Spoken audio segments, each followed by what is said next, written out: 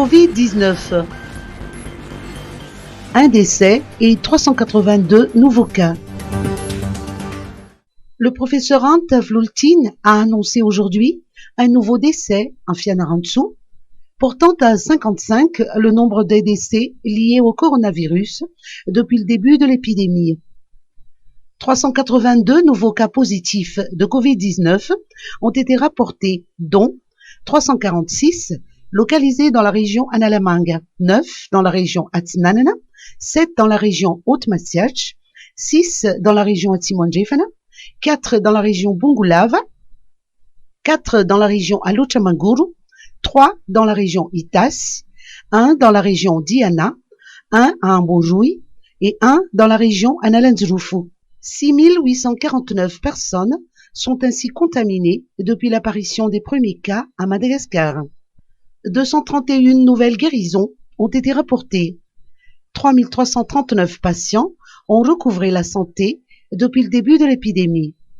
3455 sont toujours en traitement, dont 92 développent la forme grave de la maladie. Lutte contre la Covid-19.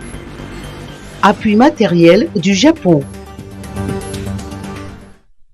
Même si la production de nickel et de cobalt est temporairement suspendue depuis la crise sanitaire, Ambatovi cherche à reprendre ses activités aussitôt que possible avec la coopération des autorités malgaches.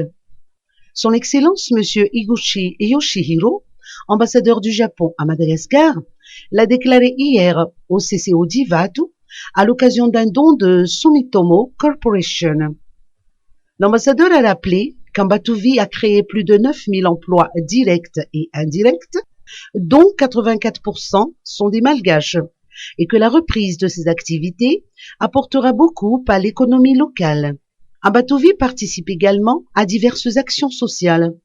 C'est dans cette optique et en réponse à l'urgence sanitaire que Sumitomo Corporation, principal actionnaire d'Ambatovi, a remis 9000 masques et 750 tests au profit du CHU Befelatanana, de l'hôpital Manarapencha d'Andutapenaga et du CHU d'Anusial, ainsi que 3000 masques médicaux, 750 tests et 100 combinaisons de protection individuelle de marque Tivek au centre de commandement opérationnel de district de Muramang. Cette donation équivaut à 73 000 $, soit environ 280 millions d'aliari. Commission de l'océan Indien.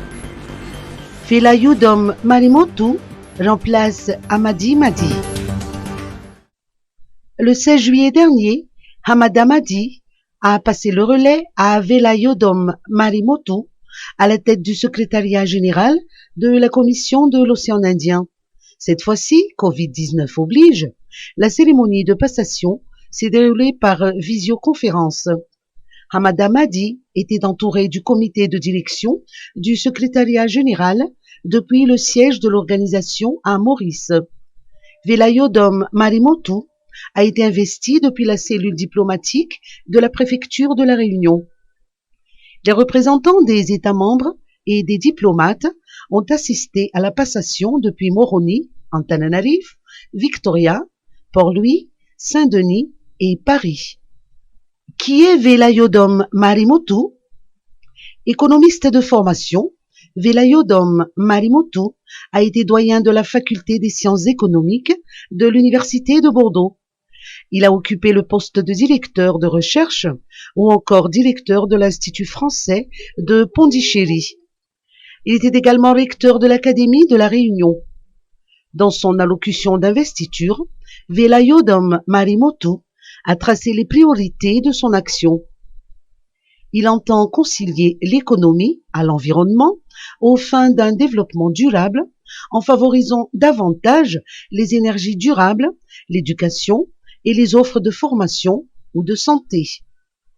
Il espère également pouvoir faire émerger une Indiane-Océanie authentiquement durable.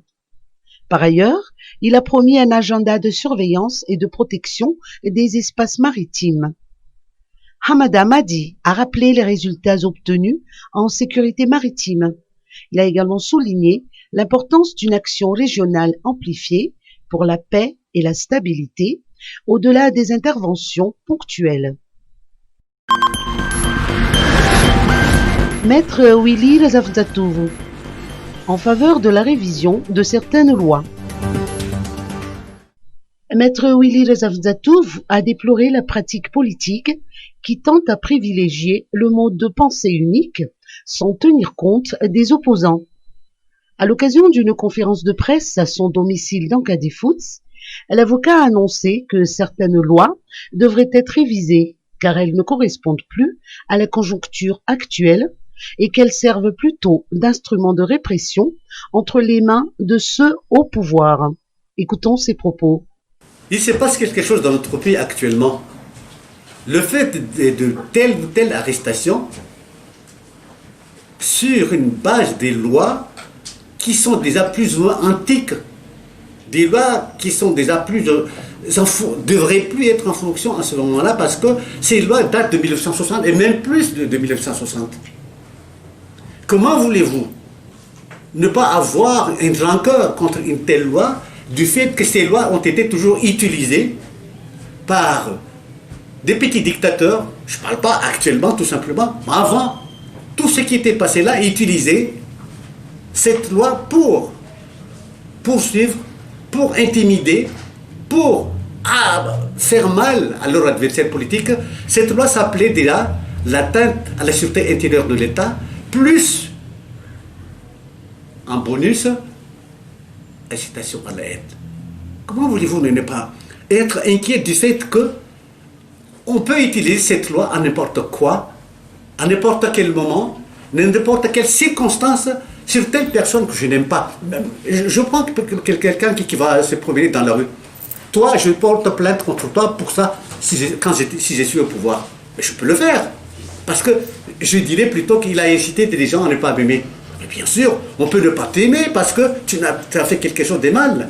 On peut t'aimer parce que tu as fait quelque chose de bien. Si tu ne veux pas, que les gens t'aiment pas, ou bien tu veux que les gens t'aiment, essaie de bien travailler, essaie de bien faire. Ne dites pas qu'on incite les gens à ne pas t'aimer du fait que même si tu es élu au pouvoir, même si tu as été élu d'une façon universelle, ça veut dire qu'il y a des gens qui t'avaient élu et d'autres qui ne t'ont pas élu. Ceux qui n'ont pas élu n'est pas obligé de t'aimer. Ces gens-là ont leurs opinions.